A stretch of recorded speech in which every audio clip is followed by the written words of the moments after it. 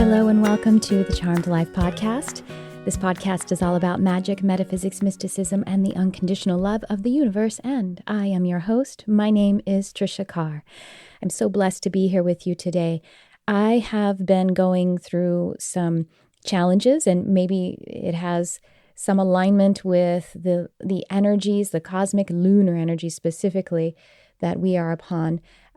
So I apologize if you, first of all, welcome. But if you do listen regularly, I did miss, I wasn't quite on a weekly schedule the last 3 or 4 weeks because I had some just physical challenges. I'm fine. But I wanted to say thank you for sticking with me. And I do hope that this episode finds you at a timely manner.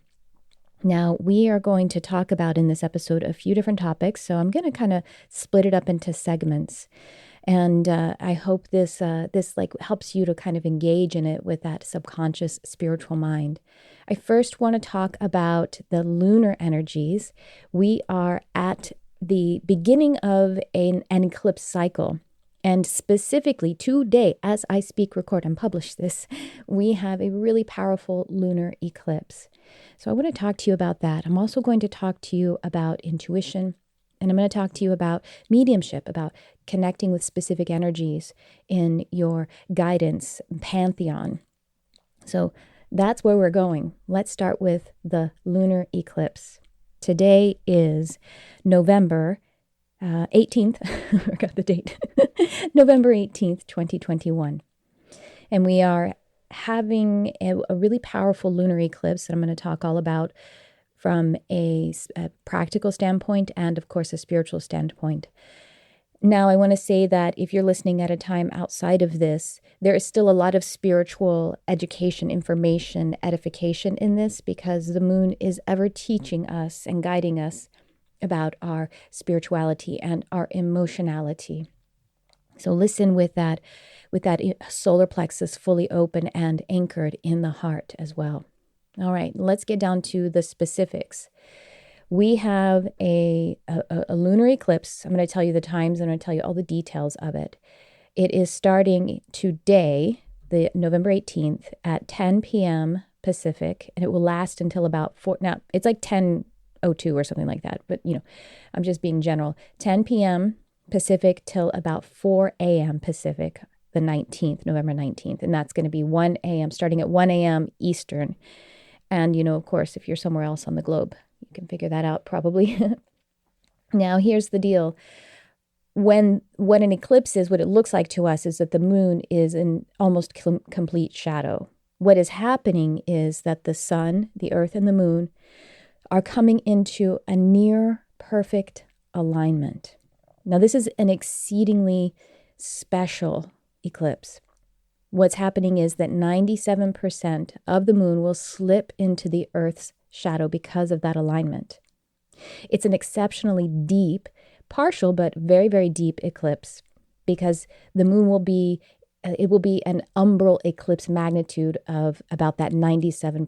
Umbral eclipse is the shadow. It's the first shadow that occurs in an eclipse. The second shadow is called the prenumbral. So it's that partial eclipse, but it's all the way there. Just a little sliver of her glory will be showing, and to us, just a little bit of the sliver of the silver. So 97% of the moon will be covered by the Earth's shadow. Just that silver sliver will be exposed to the direct sun, and it will be at really just a maximum eclipse. The rest of the moon would take on a sort of ruddy color like a total lunar eclipse would. So just that sliver. Now the eclipse, the reason this is a special one is some of the special reasons is because it's really the longest lunar eclipse for about 1,000 years. The last time a partial lunar eclipse that lasted this long, about 6 hours, was on February 18th, 1440. And the next one will be February 8th, 2669. So we've got this long span that this very special, long and deep partial eclipse is happening. The longest lunar eclipse in the span of about 1,000 years.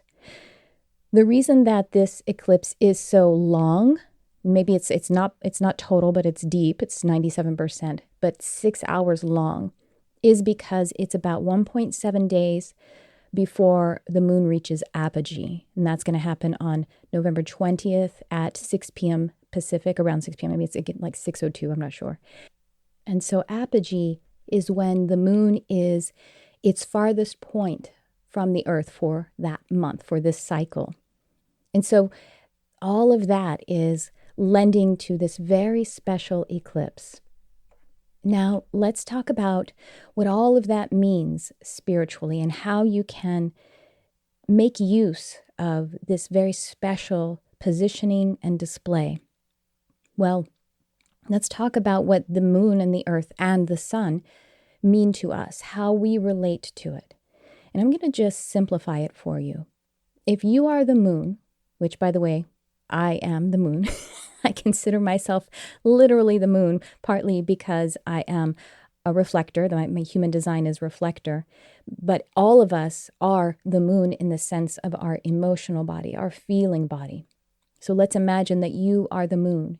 You are aligning with, identifying with the moon in your emotional aspect. So from that perspective, as you relate to the earth, as the moon relates to the earth, this is like your journey, your path, your purpose, and the unified field of creation from the emotional standpoint, even from the personality within the emotions, that matrix, that evergreen blossoming of your emotional body. The earth is the representation of path, purpose, the creation field that you are engaged with. So that's the earth. Then the sun is the source, is God, is prime creator. It is life force. The moon is positioned at this time right in the center, in near perfect alignment. So then what that will feel like, there's a couple of points here that are conjured as this experience is happening, this almost complete alignment and this almost complete eclipse. You see, when the moon is turned to source let's say at new moon, with new moon, we see the dark side of the moon, as they say, but it's really just we don't see her because she is facing the earth. She's not facing the earth, she's facing the sun. And then as it goes halfway around the cycle, then we have, the crescent, the gibbous, and then we have the crescent, the first quarter, which it looks like the half moon, and then the gibbous, and then the full moon, so the full brilliance. She has collected all of that energy from source, and now she is shining it onto the earth. And that, again, is the purpose and the path, the way that she is contributing. And so we take that path with her every month. This is why we set intentions at the new moon, because we are communing with source and making plans for how then we are going to exhibit it and let it come to fruition and manifestation, materialization at the full moon. And then we take the path back to source and we continue that cycle with her. So with the eclipse, we have the moon in kind of that midway point, near perfect alignment. So what near perfect alignment with the sun and the earth will feel like? Well, the offerings here are possibly the shadow of feeling abandoned, or the gift of feeling independent, and an even greater gift in Gene Keys, what they would call the Siddhi, Siddhi, an even greater gift would be interdependence, again, that unified field. You see, because of the near perfect alignment, that balance, it's like you are, as the moon, she is come into an equilibrium with both the earth and source, with the sun. And so in a sense, she can feel as though she is unsupported. And when I'm saying she, I'm talking about the moon, but I'm also talking about your emotional body, you. You might feel as though you're unsupported because you are equal. You're lifted up.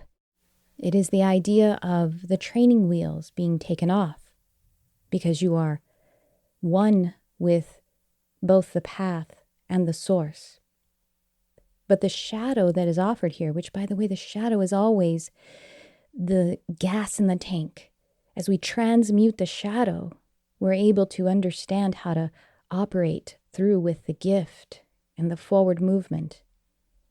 But what is offered here, what may come to mind or may seem as an expression of the shadow, it seems to me as though it is like Christ on the cross, saying, Eloi, Eloi, lama sabachthani. My God, why hast thou forsaken me? Because the moon here in this near perfect alignment may seem equally far from source and equally far from creation, suspended. And that is the shadow that may reveal itself, we may sense during this time. An abandonment. And so abandonment issues may be showing up for you. I know they have been for me. I dreamt of my father last night, which I'll share in a bit. But what also is offered here is independence, that you are strong enough, that you have everything that you need. And in fact, as you look to either side, you are flanked by source and by creation. And then, of course, interdependence, an even greater expression of independence, because it is understanding, it is the sense that everything is connected, therefore nothing could ever be separated from you. That is one energy that you may be working on, or that you could explore, even consciously delve into, whether it's tonight or tomorrow, because we have, the accompanying pre and post shadow phases of any cycle, of any powerful cosmic event.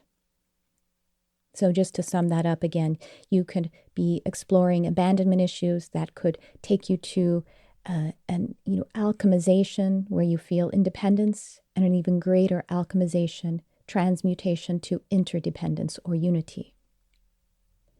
Now with the apogee energy that we are deeply experiencing, because that apogee, which happens every month, but it is enhancing the eclipse and the time of the eclipse. What can happen with the apogee energy that might be conjured at this time is a feeling of overwhelm. Overwhelm is that shadow that is being offered. How do I feel overwhelmed? Chaos, turbulence. And that overwhelm, that anxiety can also create a repressed feeling of like depression and disconnection, because the overwhelm is coming from the fact that we feel so far from our path. We feel so far from our purpose. We feel far from the unified field, similar to the abandonment with the previous point. Now that overwhelm, which could be sensed as an anxiety, or it could be sensed as, the opposite side of the coin, which is depression because of feeling so disconnected, that can be utilized, transmuted to release.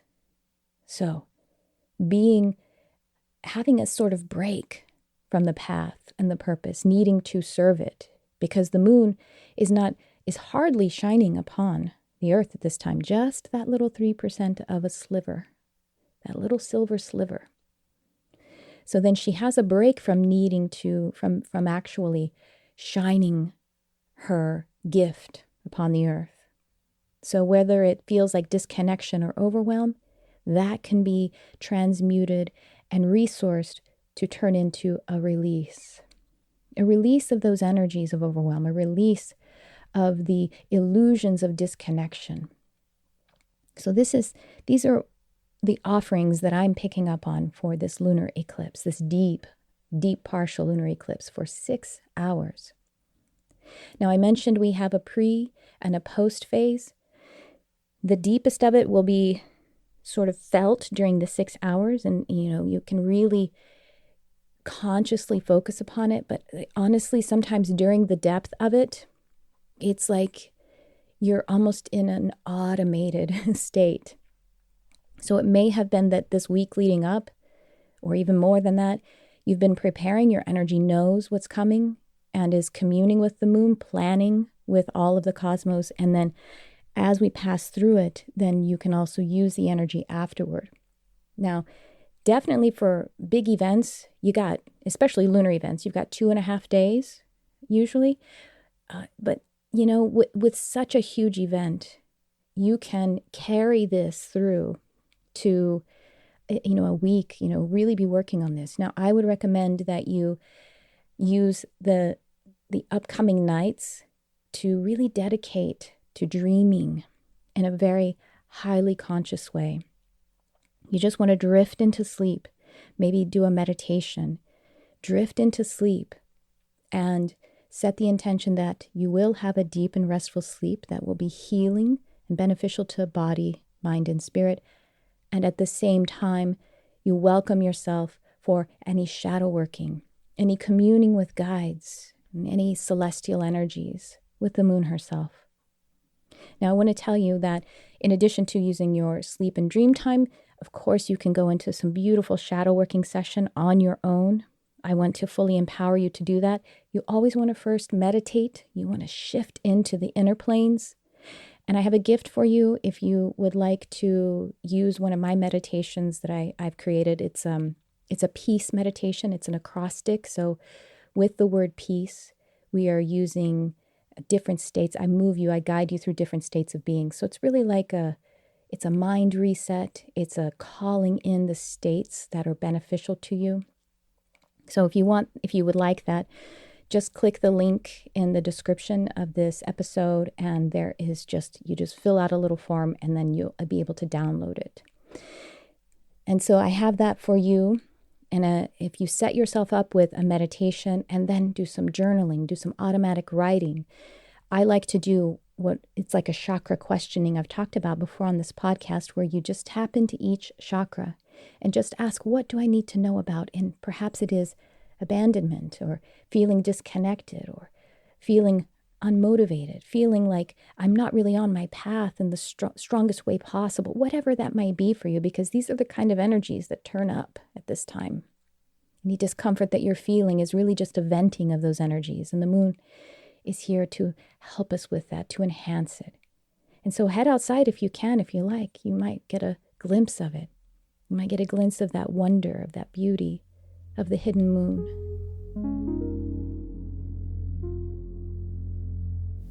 All right, in this section, I just wanted to talk to you a little bit about intuition. Intuition. I'm in a 7 personal year, which is the spiritual number, the 7 year. It's very intuitive, and it's very introspective, and man, has it been? Yes, it has been. But I want to share just a story with you so that you can kind of catch some of the vibe of trusting intuition, and we don't know where it's going to lead us, and that's a good thing. That can be a really cool thing. So I had, it's now been about a week and a half ago, I think it was. Yes. I had a regular work day, except for the fact that I had the morning that was pretty open. I just had a meeting with Crystal Ann Compton, who's my best friend and business partner in the Lightshine Academy. And, I had a meeting with her about midday. And so I had the morning to go and do a beautiful nature hike. I hike almost every day. I take off about 2 days per month from hiking. It's something that I desperately need. It's my soul. It's my connection with Gaia resonance, which is the Schumann resonance, and my communing with what is my whole being, really. Communing with fairies, communing with trees, and earthing and grounding. So I had a nice open morning. I was up pretty early, and I wanted to go to my favorite hike, which is a little bit of a drive. It's like a 25-minute drive one way. So that's, 45, 50 minutes round trip. So you already got a chunk of time there. Sometimes I can get it down to 20 minutes, but we're in LA. I'm in LA. So there might be a little traffic. I have to account for that. And then I do a much longer hike there. It's in the forest. It's so beautiful, so magical. I usually see so many deer, so many fairies, so many gnomes. It is, oh my gosh, I'm just like, I'm buzzing in the energy of it, even though I'm sitting in my studio right now. And so I wanted to go on that one, and I do a longer one. So the actual hike itself may take me an hour and a half. So, that's a good chunk of time, but I had the time, and I was ready. I was about to walk out the door. And except that, well, before I was about to walk out the door, I felt, and I was meditating, and I felt like toward the end of my meditation that I was feeling this nudge. Instead of going to my big, beautiful fairy, hike that I wanted to so much, that I was to go to the short one that's actually really, really hard. And it's also very close to work. So, it's going to take me, really, I only have to allot like an hour to do that deal, because it's like a 45-minute hike and it's a 4-minute drive from work. You know what I mean? Like, but it's actually really hard. It's like uphill, tons, really, really uphill. I felt that nudge and I was like, I don't want to, kind of fighting. But it showed up again like 2 or 3 times. And, when it's still there, even though I have an idea, I want to do something else, and, everything seems laid out for it. But then I'm like, okay, it keeps being there. I just keep feeling it. And for me, I feel it in my solar plexus. I feel it in my heart. And then I'll often start seeing images of it in my clairvoyance. And I was like, all right, well, this must be intuition. This must be, my guides kind of telling me that there's, a reason for it. So then after that, so here I am now. All right, I guess I'm going to do that. But I was ready and I still had a ton of time. But then there were just little things, little distractions that just kept coming up. I couldn't even write them down. They were so odd. And, I wasn't frustrated. They were just like strange little interactions, delays. And then I'm like, oh my gosh, well, now I have to go on the fast one because that's all the time I have. And I'm like, great. Well, I still have 15 minutes to spare. So I pull out of my driveway, and then I get, there's like all of the school kids are going into school. So it takes me like an extra 5 minutes to get out of my neighborhood. I'm like, okay, I still have 10 minutes to spare. And then I get to a stoplight, and there's like this caravan of emergency vehicles that holds the traffic up for like another 5 minutes. I'm like, okay, well, I still have 5 minutes. I can always run too, to make sure that, I'm not late for Crystal. Not that that's a huge deal. This is all the stuff that's going on, And then I get up there, I do my hike, and, I'm busting it because I want to make sure I have that extra time to cool off. And on the way back, I had 3/4 of a mile left. I'm approaching this area that's a single track area, and I see 2 young women, and one of them's lying on the ground. And I thought, it's not a very wise place to take a chill. It's like a single track. And then I get really close and I see she's dusted up and she's got like, her hand over her face and looks like she's been crying. And so of course I stop and I say, are you okay? Can I help? And her friend said she fell, and the girl on the ground kind of like is crying, and she says, I broke my leg. And I was like, oh, honey, okay. Oh my gosh, I'm so sorry. And did you call? Yes, I called, but I don't know the name of this trail, and I don't know how to tell them to get here. And I said, okay, what are your names? And the woman who had hurt herself was Nadia. And I said, okay, guys, if you talk to them again, you're on the Wildwood Trail. Tell them to go all the way up to the street to that trailhead entrance. That's going to take you there. And I said, I'll help. If I find them, I will help any way I can. And then I just stopped for a second, and I just felt my heart just open up and send all this healing energy to Nadia. And I said, hey, Nadia, I just fell 2 weeks ago. You're going to be fine. You're so strong. I can feel it. You're going to get through this. I know it's really traumatizing right now, but I promise you, you're going to get through this because I can just feel how strong you are. And help is coming. You're going to be fine. And she's like, thank you. Of course, really in pain. So I'm booking it because I'm like, I don't have any idea if I'm going to see any emergency vehicles, but I really thought I possibly wouldn't. Well, wouldn't you know it? Sure enough, I came down the hill, and there were fire engines, and they were actually starting to drive away. So I'm busting it up there, and I was like waving my hands. I said, I know where they are, and they said, great, can you take us to them? And so I did. I escorted the the firefighters. They weren't, I guess they're more paramedics, Nick and Garrett, and they had to carry some, big equipment, and they were really, really nice guys. And they, there was a lot of where they were bringing up the vehicle, but they couldn't get the vehicle there all the way. Anyway, I took them all the way there. It was actually a really pleasant experience connecting with the emergency officers, and I just gave Nadia another, well wish, and I held prayer for her for a few days as well. So now, of course, if I hadn't done that, they were going to find them. And it wasn't that hot. The weather was very pleasant. She was going to be fine, but I got to be a part of it as energy support. And it just was really beautiful. I was really glad. It's so wonderful. I feel like saying thank you for allowing me to be of service.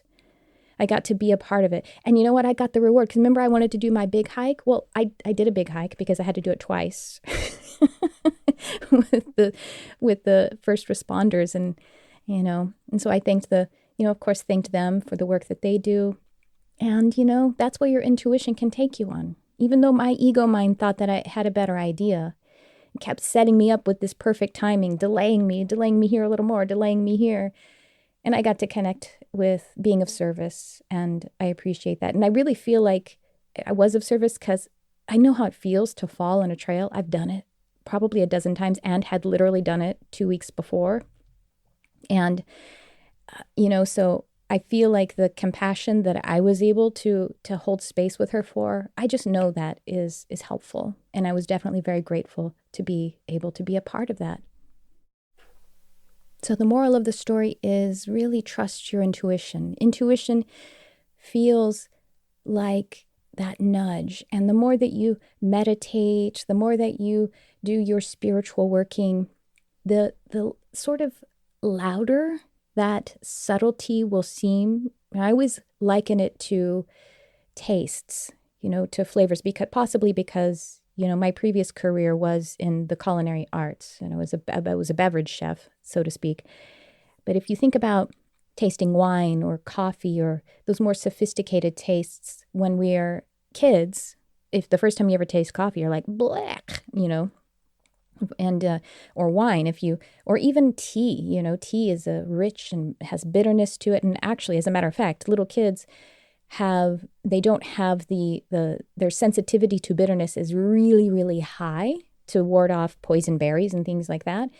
And so it has to be acquired to be able to actually feel those tones in a way that is pleasing. And it's the same thing, as above, so below, working in the subtle energies of spirit, working in the subtle energies of your inner planes. It's perfectly natural to us, but we are so conditioned to pay attention to the outer, external, the harsher, materialized, whether it's literally material or if it's artificial energies, that we need to remember our intuition to ourselves. So the more that you spend time with that intention and mingling and in those energies and saying yes to it, the more obvious it becomes, even though it's still subtle. You'll be able to pick up those subtle chocolate tones that, coffee drinkers can taste, or, the toasted almond, or even the tree bark, the ponderosa pine that you might taste in a coffee that is a medium roast. And that's what your intuition is like. That's what it is like for me. So acquire a deeper taste of it. It's a whole lifelong journey. And I just want to encourage anyone to continue to say yes to your intuition, because the more we say yes to it and follow it, the more distinctive it becomes. And our relationship with it becomes so easily reliable. Not just it's always reliable, but knowing that it's reliable and being able to just move forward like you're on a roller coaster and you don't know what's going to happen on the next turn. And now for these messages. Hey there, friends in spirit and love. It's Tricia Carr here, and I want to invite you to a magical workshop called The Mystical Medium. The Mystical Medium is a live 2-day workshop designed to connect you to the other side. I'm teaching this workshop, so I want to share a few ways that mediumship is a powerful gift and blessing in my life. Well, personally, developing my mediumistic abilities helped me to have a deeper, more precise communication with my spirit guides. In conjunction with my meditation practice, mediumship has been key in helping me to hear, see, feel messages and guidance from spirit. Second, having a connection to my past loved ones is such a comfort, to say the least. By carrying on my relationships with those who have moved into eternity, well, I feel like I'm living more eternal and free. And finally, as a professional medium, being that channel for others and their past loved ones with evidential, unmistakable details, this has been such a humbling and truly mind-blowing experience. And I tell you, it is that every single time I experience it.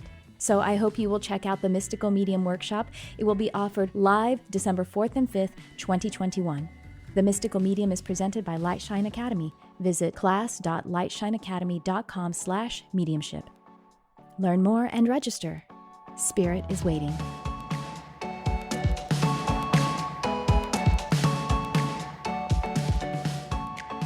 And now I want to talk about mediumship. Mediumship is often associated with connecting with past humans. And yes, that is a sort of fundamental way that we utilize it. And that's actually, I'm going to share a couple of stories about that. And, well, I'm going to share a story about a past human. I'm going to share a story about past animals. Anyway, past discarnate beings. How about that? Mediumship, though, I say I'm a multidimensional medium, and that's usually when I do a longer intensive, or like in the intuitive intensive, we talk about it a little bit. The intuitive intensive, the registration will be opening up for that probably in a couple of weeks. It'll be in December, I think, of 2021, and we'll begin in January of 22. So keep your eye out for that. And then, of course, I have told you about the mediumship workshop, the Mystical Medium, so you can check the link in the description for that. And we will be focusing on discarnates in that workshop. We'll be focusing on the relationship with past loved ones, but also guides. And, some of those are one and the same. I called it your pantheon of guides, those who are helpers in spirit.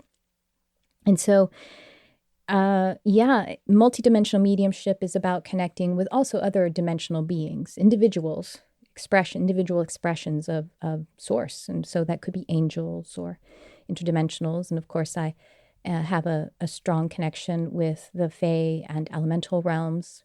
And, that's all to me kind of a part of the same tuning. Tuning meaning what the tuning of mediumship. Mediumship is tapping into different energies to have the communion or communication. And I really, tuning, the other way I use that is because to me with multidimensional mediumship, it's like changing the radio dial and the spectrum of the different radio signals that you would tune into, like animals, past animals versus past humans. And then, of course, in the incarnated world, the telepathy, it's all telepathy, but the telepathy that you would have with animals or elements of nature, trees, all of these, and of course humans, with the telepathic communication with humans, and then switching the dials to the spiritual realms, like the past humans and animals, and then of course angelic, archangelic, interdimensionals, and oh my goodness, the the ecosystem of spirit is so prolific, we can't even map it completely. So that's how I feel and experience mediumship. And mediumship was this, well, in a sense, you could say it was my first gift that I opened, but it's, I guess, technically my second, because my first gift that I opened in my metaphysical awakening was animal communication. And synonymous with animal communication is animal mediumship. So I was communicating with past animals. And then I started to open up mediumship, which included, humans and other kinds of beings of spirit. So I find it to be powerful and useful and just magical. It is magic. So I want to share a couple of stories with you about how mediumship has been blessing me lately. This is kind of like, it's similar to intuition, but having the actual visitations and conversations.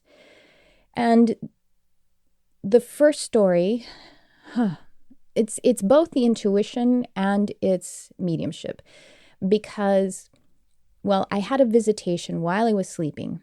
The visitation was some of my past animals, 2 of my birds and 1 cat. And it was an astral dream, like an astral projection. And it was a prophetic dream as well. Well, it was a visitation, an astral projection, and it was a prophetic dream. And I didn't know it was prophetic until, the prophecy came to fruition. So my animals, his name is Aramis, and I call him Ami. That's my cat. And then I had my shale bird, which is my cockatiel, and her partner, his name was Fabi, and he was a parakeet. And the dream, encompassed an interesting scene where I was panicking and feeling guilty about them and how I treated them and whether they were healthy or whether they were, okay, yet they were totally fine. But I was still like panicked. But then they were sort of comforting me. And then I just got to spend this realistic, because it was such a deep visitation on the astral plane, this realistic visit, just loving them so deeply, each of them individually, spending time with Aramis, spending time with Shale and scratching her little head, and spending time with Fabi. And I'm living it right now. And I woke up and, I was still feeling like, gosh, I felt all this guilt, but yet it was a positive dream. It was like a positive visitation. It was interesting. I didn't really know how to, what to think about it. And then, of course, it explained itself in the physical life a few hours later when I fed my current birds. I have 5 birds. I fed them and said hello to them and all that kind of stuff. And then about midday, it was about midday, I went to talk to them again, to hang out with them, and one of them had passed away, Basil. Basil was his name. He was a parakeet. There are 5 parakeets, and there was no trauma. There was nothing that had happened to him. Now, I don't know how old Basil was. He had been with me for about 3 years. My friend had found him on the side of the road, like, off a sidewalk, in a cage with no food or water, in the dead of the valley heat here in Los Angeles, with like 100-degree heat. And she, found him. They took him in, and he lived with their family for, I don't really know how long. To my memory, maybe it was a year, maybe it was less. And when she's like, oh, you have birds? And, I said, yeah. And she said, oh, we have a bird too. And I don't really know what to, she was kind of like, we've never had birds before. I don't know. And she showed me a video of him, and I could sense that he really needed a colony. He needed a flock. And I had a flock. I had 4 birds. And so she's like, yeah, take him. So I brought him home, and he was so instantly happy, really shifted his behaviors right away. And the way that he had wound up in the situation from which my friend rescued him on the side of the road there, well, he had a partner. He had a bonded partner, and that partner passed away. And somehow the humans just didn't want anything to do with him anymore because he became louder and more erratic without his partner. And I don't know what that plan was. I guess they just decided he could just die on the road, but he was rescued and he came to my home. So that's how I have no idea how old he was. As I tapped in, and talked, I just really felt into the scene. It just seemed like his little heart stopped. It was very sudden, although it was about a month leading up to that where I had noticed that he was napping a little bit longer and a little more than usual. And so I think what it seems to me is that maybe his heart had really started, but he had about a month where his health maybe was shifting, and kind of had only a month of old age, which is kind of great. And so my sweet animals who had visited me the night before were helping me to process the guilt that I always feel when an animal passes. It was like a preemptive support.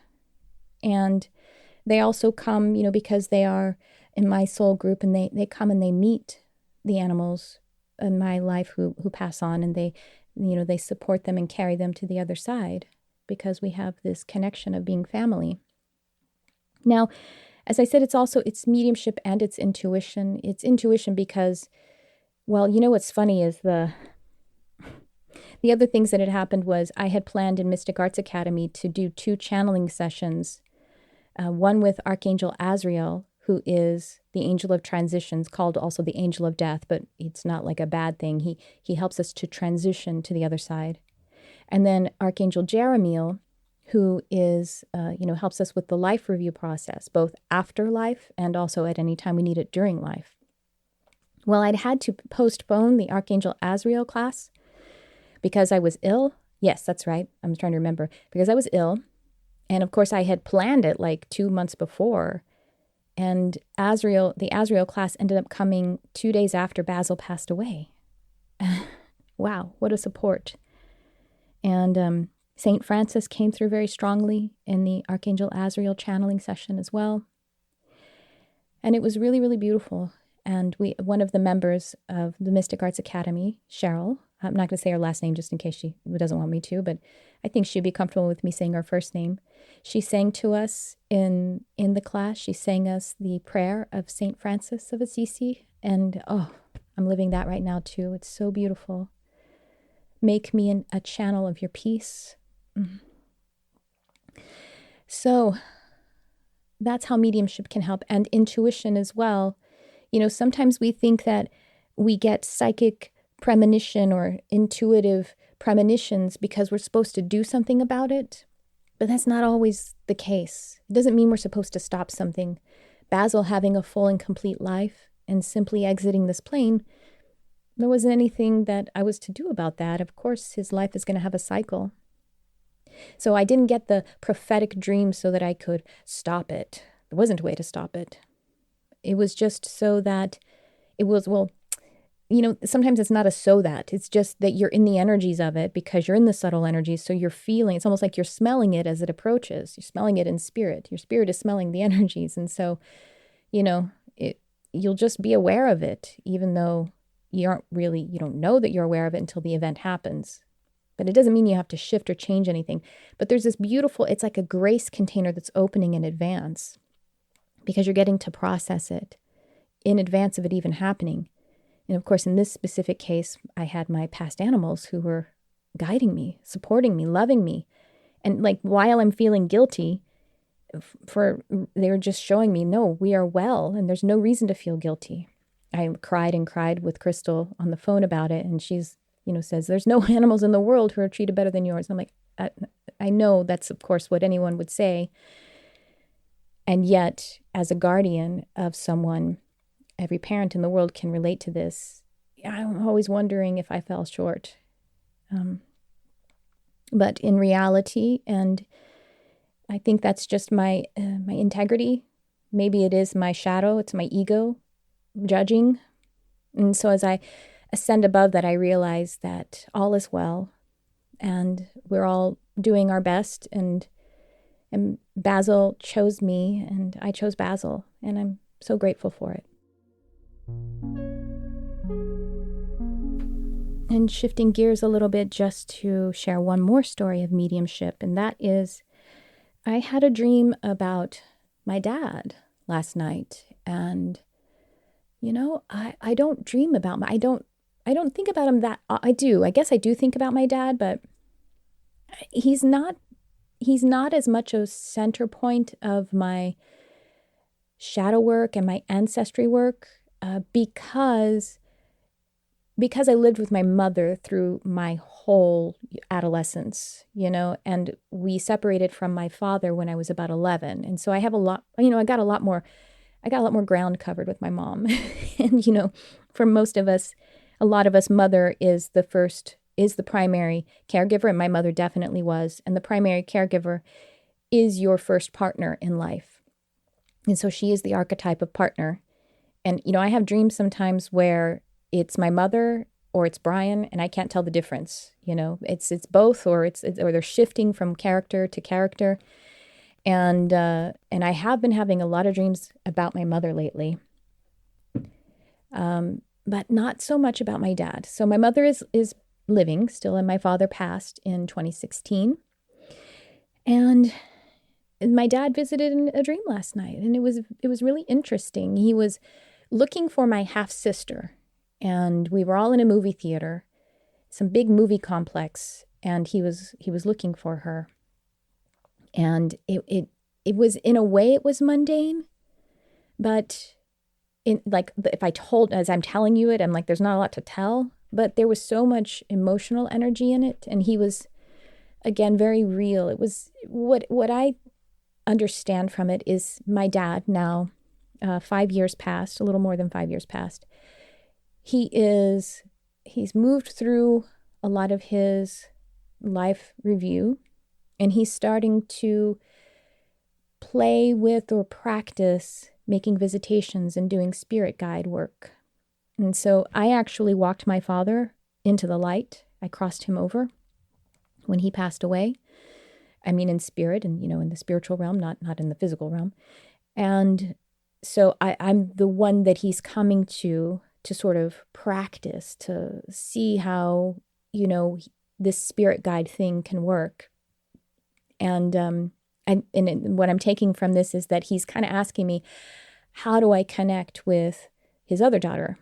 And so I'm going to spend some time in meditation and talk to him about that. And as I feel him right now, he's listening, and I'm just feeling like an encouragement for him to keep up the good work, Daddy. But the reason this is something in the mediumship and the intuition part is because, it is a shadow working that is being offered with the, in alignment with that lunar eclipse energy. So we come full circle. He's also here to support me because I'm actually doing a lot of shadow work that involves my mother. And when I say that, it's not like I talk to my mother about it, because it's not her work, it's my work that I'm doing, but it has to do with, the relationship of mother and all of that from the childhood. And my father's here, actually, he's helping me with that and coming in at a time that is so strong. So, this portal is available for shadow working, and my dad was using it to be able to connect with me, and also to have me support him in continuing to connect as a spirit guide to my family. So mediumship is amazing. Intuition is amazing. And the moon is amazing.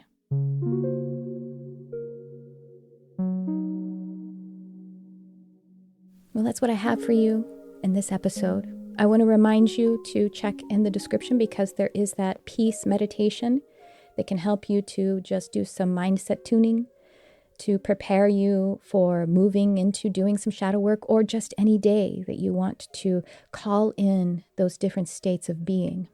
And that's there as a gift to you. You just need to click through. It has you subscribe to my newsletter, which you can unsubscribe anytime, and then you're able to just download that MP3. It's produced.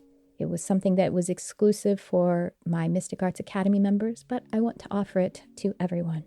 I also want to draw your attention to the Mystical Medium. The registration link is in the description. And of course, all of the other offerings, free and other educational offerings, all in the description.